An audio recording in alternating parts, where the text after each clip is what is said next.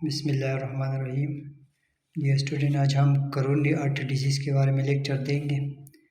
सबसे पहले इसकी करोनरी आर्टरी की लोकेशन वो ज़रूरत है कि वो हार्ट में किधर पे लोकेट होती है, उसकी लोकेशन कहाँ पे होती है, और उसके ब्रांचेस हम एक्सप्लेन कर देंगे कि वो कौन सी साइड पे वो डिवाइड होती है और कौन सा ब्लड वो प्रोवाइड करता है, यानी ऑक्सीजनेटेड ब्लड प्रोवाइड करता है या डीऑक्सीजनेटेड ब्लड। इस तरीके से हम इसमें एक्सप्लेन कर देंगे। और करोनरी आर्टरी डिजीज़ यानी उस आर्टरी में जो डिजीज़ क्रिएट होती है, यानी उसकी जेनेसिस होती है, जिसकी वजह से वहाँ पे एक इस्केमिक कंडीशन, इस तरह के कुछ डिजीज़ जन्म लेती है, उसको हम एक्सप्लेन कर देंगे। सबसे पहले इधर पे जो हमने इसकी डिफिनीशन लिखी है वो एक्सप्लेन कर देंगे। यानी coronary artery disease is caused by a plaque build-up in the wall of the arteries that supply blood to the heart। यानी ये हार्ट की सबसे जो मेजर आर्टरी है, जो हार्ट से ऑक्सीजनेटेड ब्लड पूरी बॉडी में डिवाइड कर देती है। वो दो आर्टरी के बारे में हमने डिस्कशन की थी। एक लेफ्ट वेंट्रिकल से जो निकले वो पल्मोनरी आर्टरी, वो लंग्स को डीऑक्सीजनेटेड ब्लड देती है। वहाँ पे जब ब्लड ऑक्सीजनेट हो जाए तो फिर वो लेफ़्ट एट्रियम में आके और फिर से लेफ़्ट वेंट्रिकल और एवोल्टा के थ्रू सारे जिस्म में डिस्ट्रीब्यूट होते हैं। अब ये एवोल्टा के बेस से जब जिस्म में ये ऑक्सीजनेटेड ब्लड डिस्ट्रीब्यूट हो जाते हैं तो हार्ट को भी इस ऑक्सीजनेटेड ब्लड की ज़रूरत होती है। तो एवोल्टा के बेस से एक आर्टरी निकली है तो हम उसको करोनरी आर्टरी का नाम देते हैं। अब जब इस करोनरी आर्टरी में उसकी ब्लड फ्लो में डिस्टर्बेंस हो जाए कोई प्लेग की वजह से, या कोई पेड्स की डिपोजिशन इधर हो जाए, तो इस प्लेग को हम एथेरोस्क्लेरोटिक प्लेग कहते हैं, और जिसका इस सारे प्रोसेस को एथेरोस्क्लेरोसिस कहते हैं। इस तरीके से इधर एक्सप्लेनेशन, यानी plaque is made of cholesterol, इधर पे कोलेस्ट्रॉल डिपॉजिट होते हैं। Plaque build up cause the inside of the artery to narrow over time.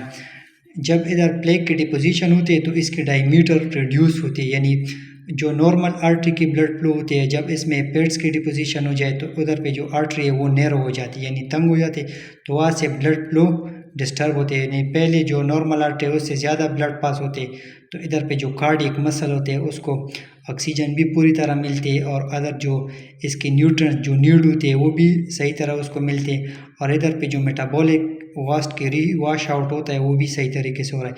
अब जब इधर इस करोनरी आर्टरी में ब्लॉकेज हो जाए, या कोई प्लेग एथेरोस्क्लेरोटिक या पेड्स की वजह से डिपॉजिट कोलेस्ट्रॉल डिपॉजिट है, तो इधर पे जो ऑक्सीजन की इसकी डिमांड है वो ज़्यादा होती है, और ऑक्सीजन की जो सप्लाई है वो कम होती है। इससे रिलेटेड जो न्यूट्रिएंट्स वो वगैरह सब कम होते हैं। अब plague is made up cholesterol deposit, plague build up cause the inside artery narrow. ये नैरो जो है, this process is called atherosclerosis. इस प्रोसेस को क्या कहते हैं? एथेरोस्क्लेरोसिस। अब एथेरोस्क्लेरोसिस या एथ्रोमा, इसको प्लेग या atheroma is an abnormal accumulation of lipid. इधर पे लिपिड एक एबनॉर्मल तरीके से उसकी डिपोजिशन होती है, या फैटी सब्सटेंस जो लिनिंग इनर लिनिंग, यानी आर्टरी की जो इस तरीके से इनर लिनिंग होती है, इधर पे जो वाल होते हैं उसमें पेड्स इस तरीके से डिपॉजिट हो जाते हैं। अब इससे जो ब्लड नॉर्मल तरीके से ब्लड फ्लो नहीं होते, इधर पे ब्लड फ्लो में डिस्टर्बेंस प्रोड्यूस होती है। अब हम इसको अलग, यानी इसको एक अलग तरीके से, इस आर्टरी को हम इधर से कट करके वहाँ पे हम इसकी अलग डायग्राम बनाएंगे, फिर अलग तरीके से उसको भी एक्सप्लेन कर देंगे, जिसकी वजह से ये प्लेग, इसमें जो प्लेग है ये कौन से टाइप के प्लेग होते हैं, एक स्टेबल प्लेग होते हैं, डायनेमिक प्लेग होते हैं, और प्लेग की डिपोजिशन किस तरीके से होते हैं वो हम इस यानी उस अलग डायग्राम में उसको एक्सप्लेन कर देंगे। ये पूरी हार्ट की डायग्राम है, और ये हार्ट की लेफ़्ट साइड है और ये राइट साइड है। अब मैंने आपको बताया कि टू मेजर आर्टरी होते हैं, एक डीऑक्सीजनेटेड ब्लड यानी हार्ट से लंग्स में लेके आता है, फिर वहाँ से ऑक्सीजनेट हो जाए लेफ्ट एट्रियम में आता है, फिर उससे लेफ्ट वेंट्रिकल में एवोल्टा के थ्रू सारे जिस्म में डिस्ट्रीब्यूट होते हैं। इस आर्टरी को हम एवोल्टा का नाम देते हैं, एवोल्टा।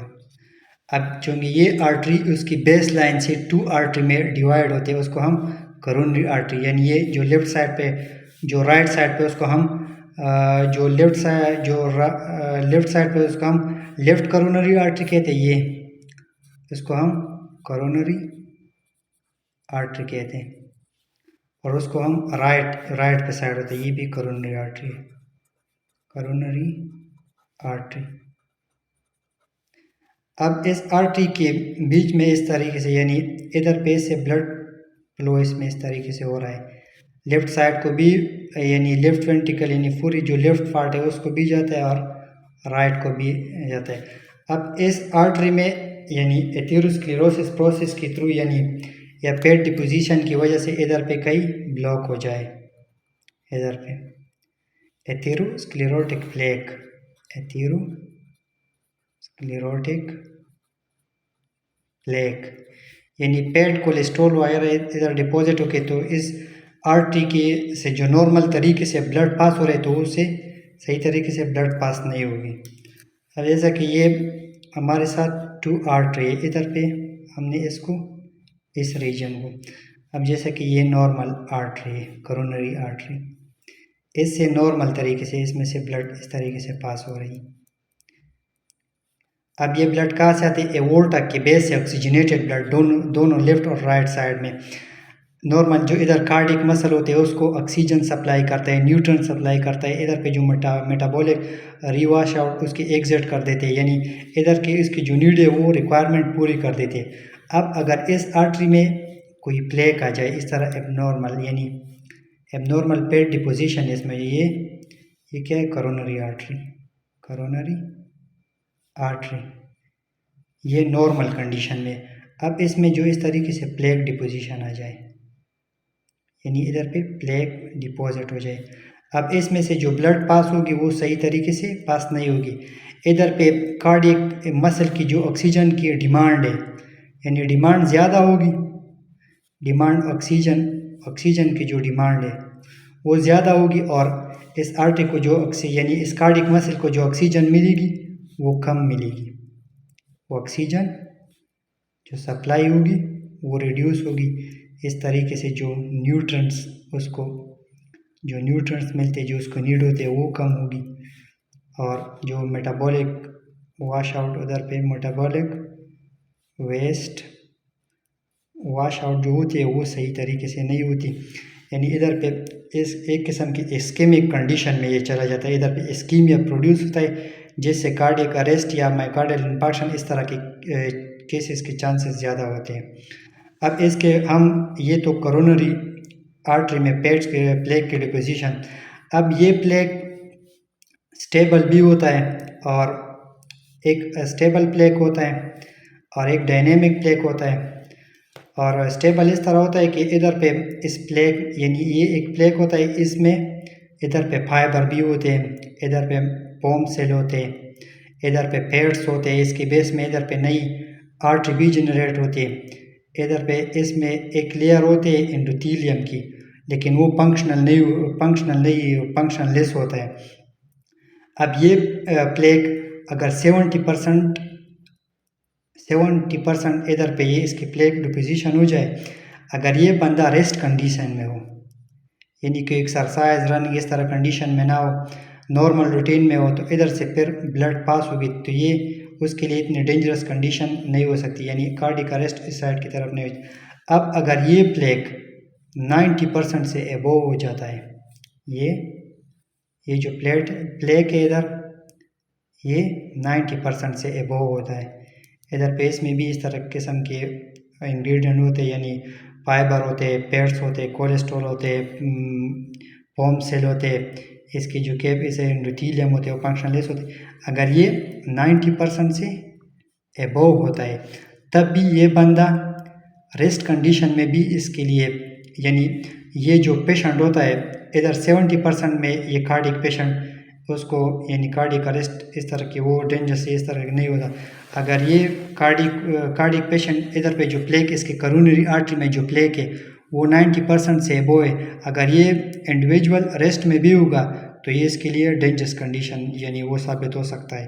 तो फिर ये प्लेक इधर से इसकी डिपोजिशन भी होती है।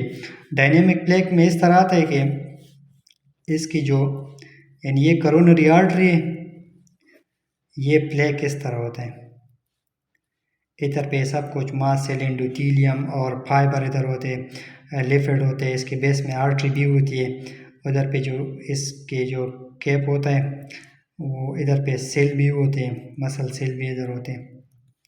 अब इसमें दो तरह के प्लेग होते हैं। कुछ लोग इस तरह सोचते हैं कि इधर पे जो प्लेग यानी बड़ा जो प्लेग होता है वो डेंजरस होता है, इसके बजाय इसकी जो मसल सेल की लेयर है ना, वो इसकी मसल सेल या इधर पे जो लेयर है वो थोड़ा इससे स्ट्रॉन्ग होता है और ये वीक होता है। सबसे ज़्यादा रप्चर होने की चांस इसके नहीं होते, इसके ज़्यादा होते हैं। जब ये रप्चर हो जाए तो इधर पे प्लेटलेट्स वगैरह की इस तरीके से एग्रीगेशन हो जाती है प्लेटलेट्स की, इसके सर पे से एक उधर पे रिसेप्टर लगे हुए उसकी रिलीज़ होती है, यानी एडीएच और इस तरह के कुछ रिसेप्टर होते हैं, फिर वो और प्लेटलेट्स को अपनी तरफ अट्रैक्ट करके एक प्लेटलेट्स क्लम्प इधर प्रोड्यूस होता है इस तरीके से प्लेटलेट क्लम्प्स। फिर ये क्लम्प इधर से डिसलोकेट यानी डिस्प्लेस हो जाए तो आर्टरी कई और आर्टरी को भी ब्लॉक कर देता है, तो इससे इसको हम डायनेमिक क्लम्प कहते हैं। और जब ये अपने इधर पे स्टेबल होता है तो इसको हम स्टेबल प्लेग कहते हैं, यानी एक जगह पे आर्टरी की लीनिंग के साथ एक डिपॉजिट होता है, यानी फिक्स होता है एक जगह पे ये फिक्स होता है, इसको हम स्टेबल प्लेग कहते हैं। ये डायनामिक भी हो सकता है, स्टेबल भी हो सकता है, चूँकि ये आर्टरी इलास्टिक होती है, जब इसमें से ब्लड पास होगी तो ये एक्सपेंड होता है, फिर दोबारा इसकी रिकॉइलिंग होती है, तो इधर पे जो बड़ा प्लेग है तो फिर वो मसला क्रिएट करते हैं, यानी जो ब्लड आर्टरी है करोनरी उसको कम्प्लीटली भी ब्लॉक कर सकता है। तो फिर इससे जो कंडीशन क्रिएट होगी वो इस्कीमिक साइड पे जाती है, यानी ऑक्सीजन की सप्लाई और न्यूट्रन वो फिर इससे कार्डिक मसल की जो नीड है वो पूरा नहीं होती, इस तरीके से उधर कार्डिक अरेस्ट होती है, यानी वो मसल जो है वो निक्रोसिस की तरफ फिर चले जाती है, यानी डेड हो जाते हैं। अब इसके जो सिम्टम है वो हम एक्सप्लेन कर देंगे, रिस्क फैक्टर एक्सप्लेन कर देंगे और उसके हम कुछ पैथोलॉजिकल कंडीशन है वो एक्सप्लेन कर देंगे। इसमें जो सिम्टम होते हैं इसमें एंजाइना यानी चेस्ट पेन इसमें होता है, एंजाइना या चेस्ट पेन ये इस तरीके से होता है जब इधर पे यानी जो आर्टरी में जो प्लेक यानी पेट डिपोजिशन की जो वो प्रोसेस है वो थोड़ा ज़्यादा यानी प्लेक ज़्यादा हो जाए तो उधर पे जो आर्टरी है उसमें ये आर्टरी को नैरो कर देते हैं इस तरीके से। ये जो आर्टरी होती है इसमें अगर ये प्लेक इस तरीके से प्लेक की डिपोजिशन हो जाए तो फिर इसकी डायमीटर रिड्यूस होती है, इसमें से ब्लड फ्लो सही तरीके से नहीं होती। अब जब सही तरीके से इधर के ब्लड फ्लो नहीं होती तो फिर ये इसके जो पेन रिसेप्टर यानी चेस्ट में वो एक्टिवेट कर देते हैं टिश्यू के थ्रू, जब ये पेन फिर आपको चेस्ट की जो रीजन है वो उधर पे आपको महसूस होगी।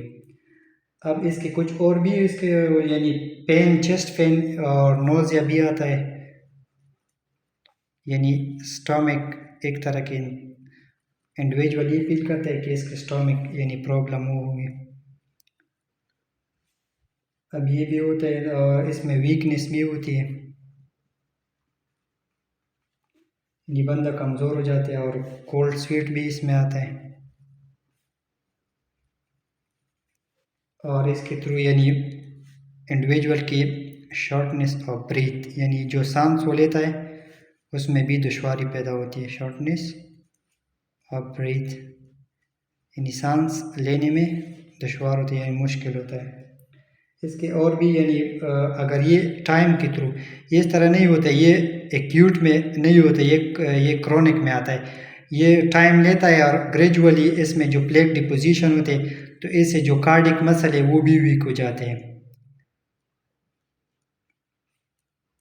Weakness of cardiac muscle. अब इसके रिलेटेड यानी कुछ और रिस्क फैक्टर है जिसकी वजह से ये होता है, उसके कुछ रिस्क फैक्टर जिसकी वजह से ये डिजीज़ लायक होते हैं।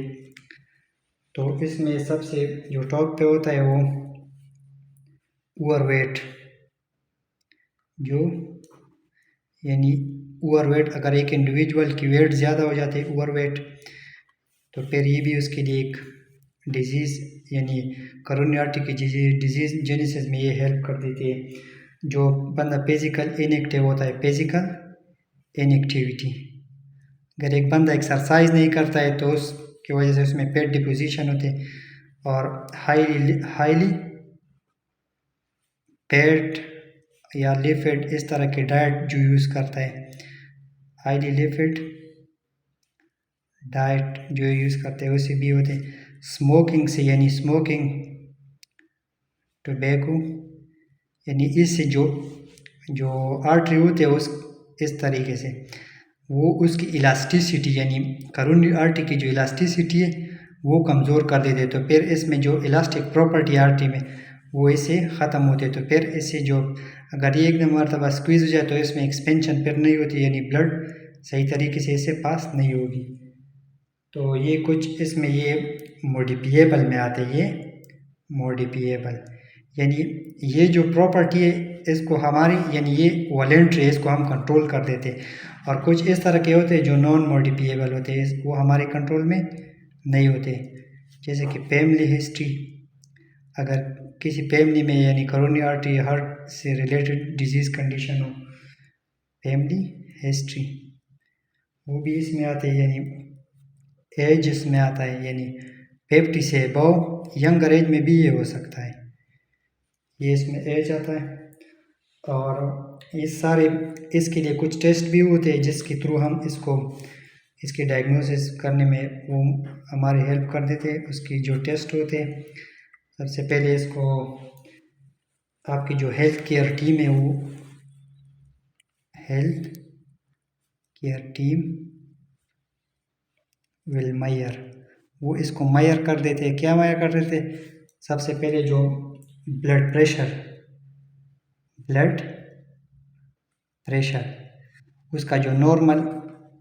उसकी जो नॉर्मल लेवल है वो 80/120, यानी इस तरीके से उसमें वो कंपैरिजन करते कि 80 से अबव ना हो, यानी 120/80, 120 से अबव ना हो, 80 से नीचे ना हो, इस तरीके से उसमें मेजर कर देते हैं। और ब्लड कोलेस्ट्रॉल लेवल को चेक कर देते हैं, उसकी भी अपनी क्वांटिटी होती है ब्लड कोलेस्ट्रॉल लेवल। और ब्लड शुगर लेवल को भी चेक कर देते हैं, ब्लड शुगर लेवल, यानी ये टेस्ट इसे करा दे जिससे वो डायग्नोज कर देते हैं कि इस बंद या इस इंडिविजुअल में CAD यानी करोनरी आर्टरी डिजीज़ होते हैं। ये सारा हम दोबारा इसको एक्सप्लेन कर देते हैं कि एक क्या होता है। मैंने आपको बताया कि ये पूरी हार्ट के डायग्राम है, इसमें जो एवोर्टा आर्टरी के बेस से करोनरी आर्टरी निकले, लेफ्ट साइड राइट साइड पे भी डिवाइड हुए, लेफ्ट पे भी डिवाइड हुए, ये ब्लड को जैसा कि ये एवोर्टा सारे जिस्म को ऑक्सीजनेटेड ब्लड सप्लाई कर, इस तरीके से करोनरी आर्टरी हार्ट को ऑक्सीजनेटेड ब्लड सप्लाई कर देते। अब इस करोनरी आर्टरी में कोई डिस्टर्बेंस हो जाए, प्लेक हो जाए, एथेरोस्क्लेरोटिक प्लेक हो जाए, तो इधर पे नॉर्मल ब्लड फ्लो यही नहीं होगी। इसके जो कार्डिक मसल है उसको ब्लड फ्लो नॉर्मल तरीके से नहीं मिलेगी। जब ब्लड फ्लो नहीं मिलेगी तो इधर पे ऑक्सीजन भी नहीं होगी, अदर न्यूट्रिएंट्स भी नहीं होंगे, और इससे रिलेटेड इधर पे जो और सिस्टम यानी इधर पे जो वेस्ट प्रोडक्ट होते हैं, मेटाबॉलिक वेस्ट की जो रिवाश आउट सिस्टम है वो सही तरीके से नहीं, तो इससे जो कार्डिक मसल है वो डैमेज होते हैं, तो फिर इधर पे इस्कीमिया प्रोड्यूस होते हैं।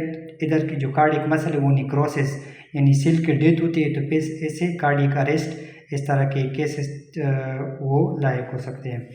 अब ये करोनरी आर्टरी है, नॉर्मल करोनरी आर्टरी, जैसे कि इससे नॉर्मल तरीके से ब्लड पास हो रही, इधर पे इसमें प्लेक प्रोड्यूस हुई है, प्लेक। अब इस प्लेक ने इस आर्टरी को डिस्टर्ब कर दिया, यानी ये प्लेक इसमें आ गए, ये करोनरी आर्टरी।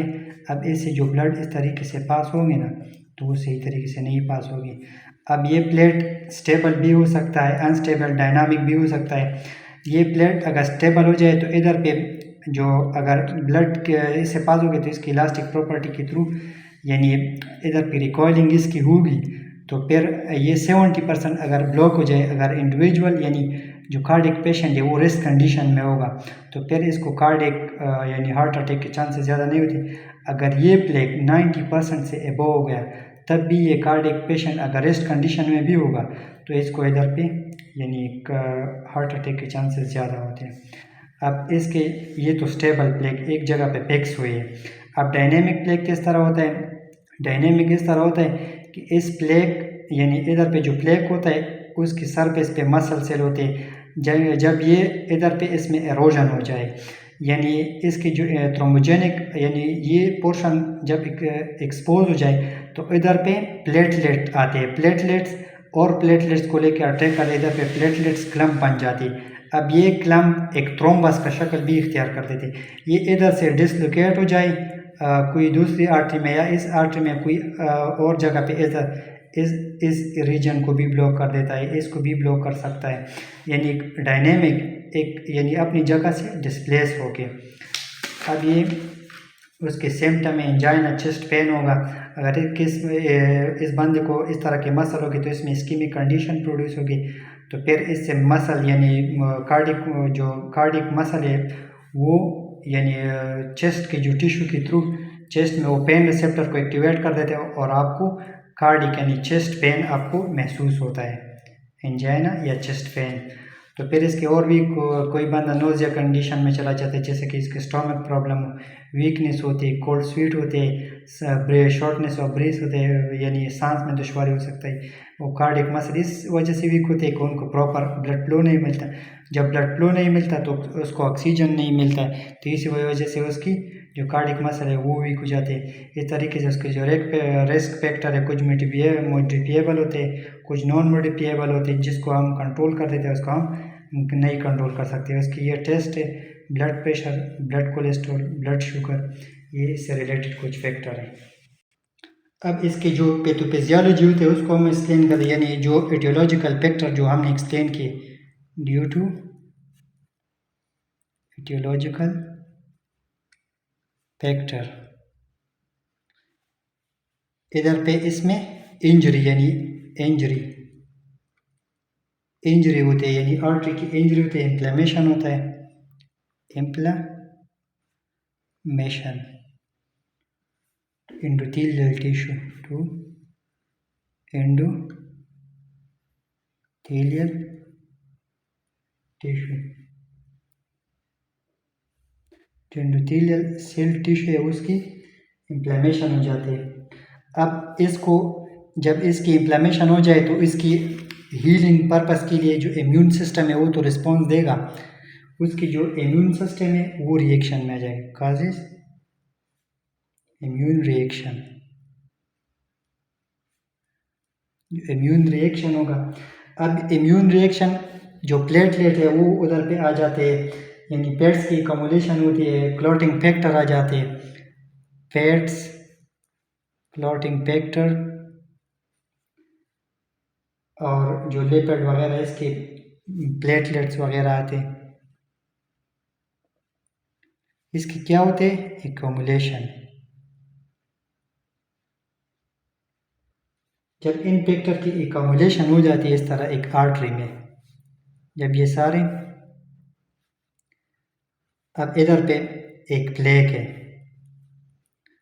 अब इसकी इधर पे इंजरी हुई है इस साइड पे, तो इस साइड में क्लॉटिंग फैक्टर आते हैं, फैट्स आते हैं और प्लेटलेट्स आते हैं, तो सारे इधर पे एक्यूमुलेट होते हैं। तो फिर ये आर्टरी को ब्लॉक कर देती है, आर्टरी की यानी फिर इससे जो ब्लड होगी वो पास नहीं होगी सही तरीके से, इस तरीके से इससे कैसे ब्लड पास होगी। तो इधर पे प्लेग की वजह से इस पर ब्लॉकेज हो जाती है, तो फिर क्या होती है इससे ऑब्स्ट्रक्शन होती है,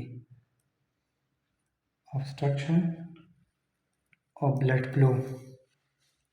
जब ब्लड फ्लो की ऑब्स्ट्रक्शन होती है तो उस जगह को यानी हार्ट के वो एरिया को ऑक्सीजन नहीं मिलते, न्यूट्रिशन नहीं, इधर पे इस्कीमिक कंडीशन प्रोवाइड होती है। इसको हम coronary artery CAD, coronary artery disease इसको कहते हैं। अगर ये प्लेग क्या हो रप्चर हो जाए, प्लेग रप्चर, अगर ये प्लेग रप्चर हो जाए तो फिर इसको इधर प्लेग रप्चर हो गया तो इस पर प्लेटलेट्स एक्यूमुलेशन हो जाता है, तो फिर इसे जो इधर पे आर्टरी नहीं है इसमें जो ब्लड पास होते हैं उसकी ब्लॉकेज होती है। ये जैसे कि करोनरी आर्टरी है, अब इधर पे एक प्लेग पहले से यानी इसमें प्लेग डिपोजिशन है, अब ये प्लेग में इधर रप्चर हो जाए, इरोजन हो जाए, रप्चरिंग हो जाए, तो इधर पे प्लेटलेट्स आते हैं, पेड्स आते हैं, इधर पे